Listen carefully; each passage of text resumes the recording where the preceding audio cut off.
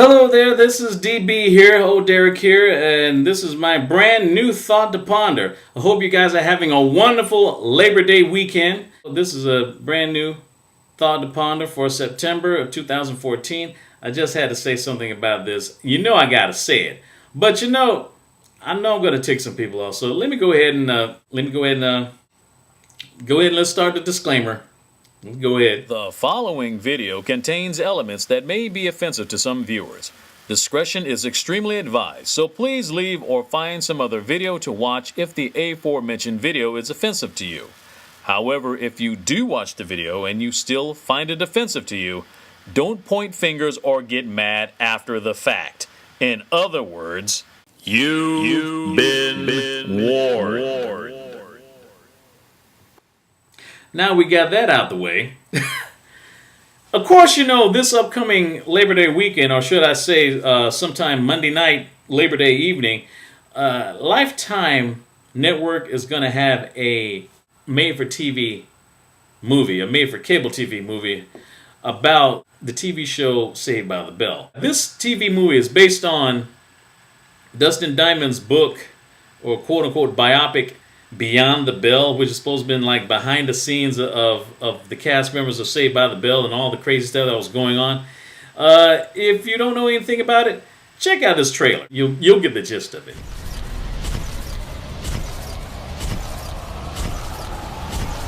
Trust me, I have a very good feeling about this show.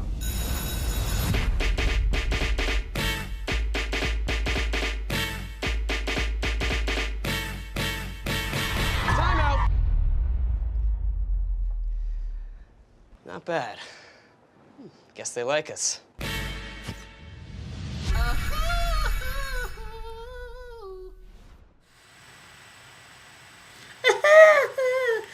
Yes, thank you cable TV, thank you Lifetime for bringing forth this upcoming movie and decorating Bell Biv DeVoe. Yes, that's it. Saved by the Bell, Biv and DeVoe. Yeah, I got the gist of it. Yeah, I know, I got it, because, Bill. I think it's going to be a bunch of hogwash, and I pretty much don't blame the rest of the cast members of Saved by the Bell for not watching this show, not watching this film, because, well, for one thing, it has a part where Dustin Diamond, the character is supposed to be Dustin Diamond, who plays Screech on the show, he basically going to start some talking trash to Mario Lopez, and like, dude, you Screech. You really think you got a chance kicking Mario Lopez? Really? Really? Come on now. Come on, please. You gotta be kidding me. I mean, dude, you're playing the guy who played Screech. The guy who played Screech. You really think you got a chance of whipping this dude's butt? Really? Zach can knock you out. The women on the show can knock you out. Urkel can take you out. He's not even on the show. All right, come on. This was already stupid from the get-go. And truth be told, I'm not going to lie. As a person, I never liked the show. I'm not going to like the show. And I'll tell you why. First of all, you got to think about this. You got like Zach Morris. I mean, just supposed to be this cool, calm, collected dude. And the dude is like basically just a ripoff, just a combination of Matthew Broderick's Ferris Bueller from Ferris Bueller's Day Off and Henry Winkler's Fonzie from Happy Days. I mean, he's just basically just a combination of Ferris and Fonzie minus the leather jacket and the motorcycle. I mean, come on, let's be truthful about it. No dude is really that cool and collected in this stage of his life, because one thing, as a teenager, you got too many hormones to be that cool anyway. No real dude, especially in his teenage years, is that freaking cool. He may think he is, but even if he thinks he is, I mean, he's not that confident. He's not that confident around women like that, especially if they're pretty. I mean, come on. I mean, I may be talking about myself when I was a teenager, but let's just tell the truth about it. I mean, I know I wasn't that cool as a teenager. I might have been able to dance and stuff, but that was about it. That was about the extent of my coolness right there. That was the extent of my coolness. I mean, he didn't have any zits. He always had clear skin. Like, come on. He never used Clearasil. I mean, his voice didn't even crack as much. I mean, he didn't have no awkward Peter Brady moments when he's talking to a girl. It's time to change. I mean, come on. It's way too far-fetched. Way too far-fetched. That's why Henry Winkler played Fonzie so cool and so good in Happy Days, because the dude was like, what, 30, 40 years old when he played the role? Yeah, you're really confident when you're 30 or 40 years old. You're not that cool when you're 15, especially around the opposite sex. Come on. So let's be honest. Come on, no dude's not that cool when he's a teenager. Come on. And able to get almost every single woman that he can get just like that? Come on now. The thing about it, he was trying to be all Ferris Buellerish and stuff. You know, always use that fourth wall like I'm talking to you right now on the screen. He's with his friends and all of a sudden, hi, I'm the player. I'm the star of this show. Watch me get this hot chick right over there. You know. Hi, I'm Zach Morris, and I'm a platinum player. I bumped, pumped, and dumped every girl on this show. Only on TV, of course, but not in real life. But let me show you in my Ferris Buellerish style the list of ladies I've been with. Okay, alright. First up, Jessie Spano, the brainy know-it-all activist. She's a hardcore feminist who believed that cheerleading demeaned women, yet later became a cheerleader herself. Go figure! Now some say it's a woman's prerogative to change her mind, while intelligent people calls that hypocrisy. My feminist ex-Jessie went from cheerleader to valedictorian to a stripper in Showgirls. Next! Next up is Tori Scott. No one actually remembers her. I just dated her because Kelly and Jesse were not on the show for a couple of episodes. Tori is really a knockoff of the tough girl Joe from The Facts of Life. Google it in your own spare time. Although she was the tomboy and tough girl during my senior year, she didn't exactly graduate with me and the rest of the gang. Again, go figure. Next! Oh yes, next up is Stacey Carosi. Yeah, this was some of those episodes I was with her when I had that summer job. Yeah, she wasn't even a regular cast member on the show. Boy, after we finished dating, I pretty much ruined her for every pretty boy she ran into. So, long story short, I rocked her world so good she ended up married to the fat dude on the King of Queens. Next! Lisa Turtle. I know what you're thinking, I know what you're thinking. Why a hot sister like her couldn't find a decent brother at Bayside High, I have no idea. But hey, even I got to be her boyfriend for an episode or two. Whether or not you believe the rumors that Lisa and I dated each other in real life is irrelevant, but I am going to say this though, and this goes out to my African American brothers. Yes, I dated a black chick too. Next! And last but not least, Kelly Kapowski. Yes, I really kapowed her. Yes, she is the on again, off again, and back on again love of my life. Yes, Kelly Kapowski, she's the wind beneath my wings, the yin to my yang, and the moose gel to my hair. We love each other so much that NBC produced a made-for-TV movie of our wedding. And there you have it. Come on, please. Really? Zach, no dude is that freaking lucky. Come on. And how you get with 5 women in 4 years? Come on. That's ridiculous. Well, at least 5. Bad enough. And that was another reason why I didn't like the show, Saved by the Bell. They didn't have enough brothers on the show anyway. At least they didn't have any brothers when Lisa Turtle was on there. Or if they did, they never had any lines with each other. They never, you know, and they weren't on screen long enough to actually attract each other or fall in love with each other, you know, like all the other characters. It just didn't make sense. One of the biggest things they want in a TV show, especially, is to have good chemistry with the actors and everything, and the storyline. You know, usually when you have shows like say 90210, where they have that Archie, Betty versus Veronica thing, where Dylan McKay is trying to either get, you know, Lou Perry's character trying to get with you know, Jenny Garth's character, or Shannon Daugherty's, you know, character, you know, the blonde versus the blue. Probably a better example would be Friends.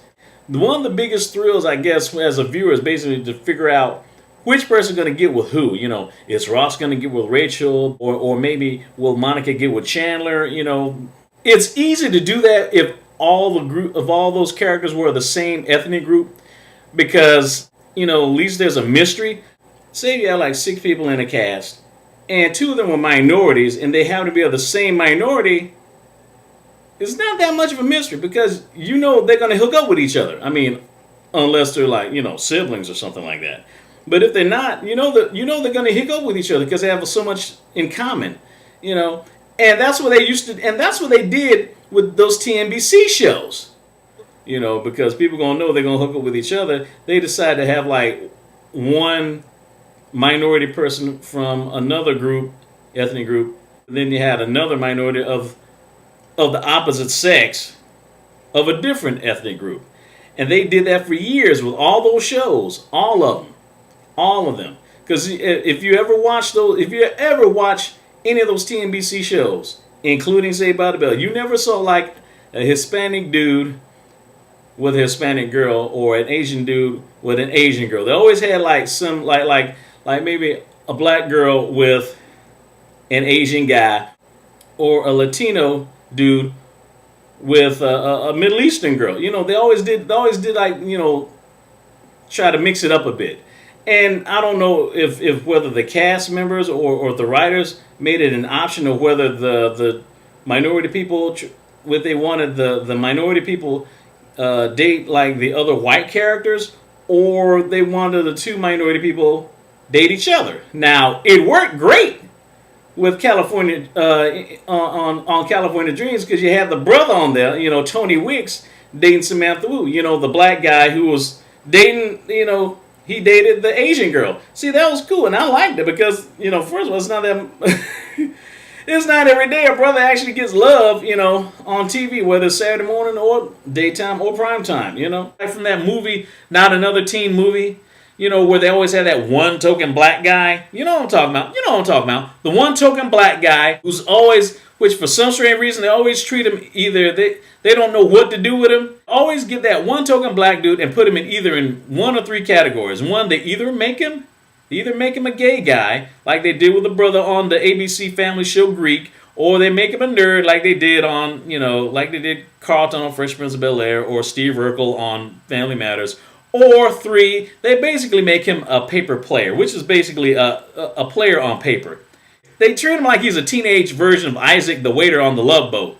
You know, where the dude is always bragging about getting some women, you know, or giving advice about women, but you never ever see him with a woman. You know what I mean? No, you always have one or two lines talking about, you know, I'm gonna meet some ladies. Like Isaac the waiter on Love Boat, they always give him like some cute little exotic chick, you know, from somewhere, and like it's like a cliffhanger or something. He has to like hook up with a get a phone number before the end of the show, before the closing credits of the show starts and stuff. And you know the producer's like, hey dude, you better try to get them digits, because you ain't gonna get none until next year.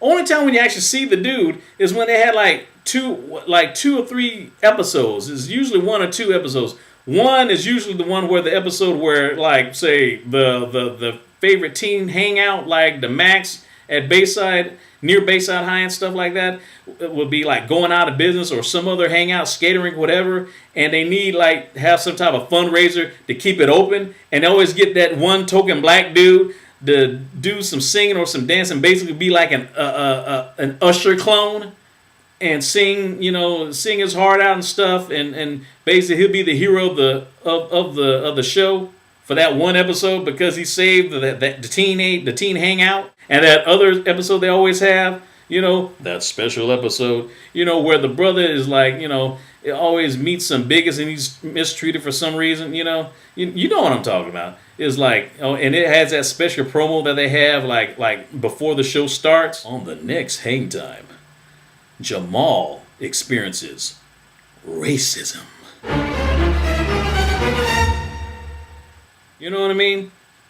And it's always so over dramatic, always so over the top and stuff. I mean, we know racism is bad. I mean, it still happens, but they make it sound like it's like it was like they went back in time, like in Mississippi or Alabama or someplace, you know. And then it ends up with like some famous soliloquy, you know. If it doesn't end up with a quote of Martin Luther King or something like that, it always have Jamal somewhere talking about, let's stop the madness. Can we all just get along? You know, they all just get along, and then they have a hug and stuff, and they kumbaya moment and stuff, and then they just fade to black. And just before it fades, just right after it fades to black and stuff, you know, before the closing credit starts, they go into their little commercial break, and then, you know, they have either him or some other person from some other teenage show, TNBC show, and they says like, hey, stop being prejudiced. Racism sucks. Don't be a bigot.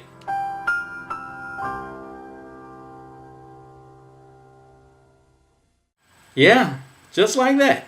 Just like that. And that makes me think, like, how come they didn't get A.C. Slater, Mario Lopez's character, to get with Lark Voorhees, Lisa Turtle character. Why is that? And that's why I said, that's why I was like, F. Mario Lopez. Yeah, I'm talking to you. Yeah, you know why I'm talking to you. You know why? Because if they could able to get the brother with the Asian girl, you know they could have gotten you the Latino guy with the black girl, Lisa Turtle. How can they do it? But you ended up with the feminist chick, you know. You ended up with the feminist slash cheerleader slash stripper. I mean, come on. I know the reason why. I know the reason why, because after they graduated from Bayside, they went to college, and then Slater basically explains to Zach that his dad in the military had to change his name from Sanchez to Slater because they wouldn't let Latinos in this particular military academy. So basically he's been calling himself, he's been going by the name Slater for all these years. It just occurred to me, dude, come on, Mario, come on, dude. What's up with Slater? You mean to tell me you were passing for white all those years on Saved by the Bell, and you mean to tell me they couldn't, you couldn't hook up with Lisa Turtle? Come on now, they did it with the brother and the Asian girl, the black guy and the Asian girl on California Dreams, but they couldn't let you get with the black chick? What's up with that? All those years you were passing for white, you know good and town where you could have passed for black, and you know you could have, you were already 3/4 of the way there. He had just as much a chance of passing for black than he could have, as passing for white. And I'm going to tell you why. 4 reasons why. 4 reasons. Number one, Slater was a jock, all right? He was an athlete. Number 2, he was in good shape. And, you know, unless you're a professional bowler, most athletes are in good shape. Number 3, he knew how to dance. He had good rhythm. And number 4, and this is the most important one, come here. Dude had a Jerry curl. I don't believe you heard me. He had a Jerry curl. Dude had a freaking Jerry curl. I know. Look at the picture. Look at the picture. Look at the picture.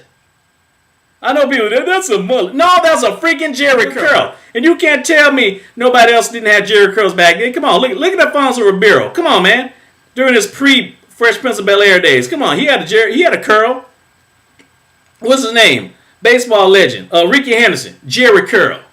Jerry curl. Let's not forget this one. Right here. In his high school years. Ice Cube. Ice Cube had a curl. Jerry curl. Freaking Jerry curl. Come on, man. Oh, by the way, Mr. Cube, I'm not making fun of you, Mr. Cube. I'm just making a point with this video.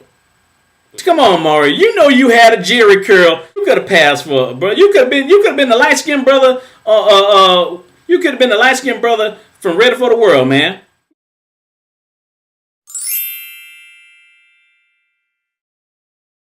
You could have been the light-skinned brother in the group Full Force. Yeah.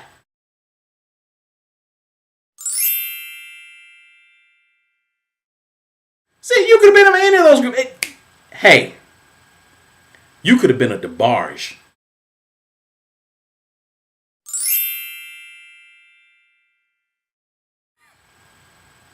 Mario, you could have been a DeBarge, man. But anyway, I'm not hating on you. I'm not hating on you or anything like that. I'm just stating the facts, okay? I'm just stating the facts. So if anyone's going to watch the Saved by the Bell movie, it's going to be on Lifetime on Labor Day, Monday night at 9 p.m. Thank you for my thought to ponder, which basically became a rant to ponder. Please like, comment, and subscribe to my channel if you haven't already.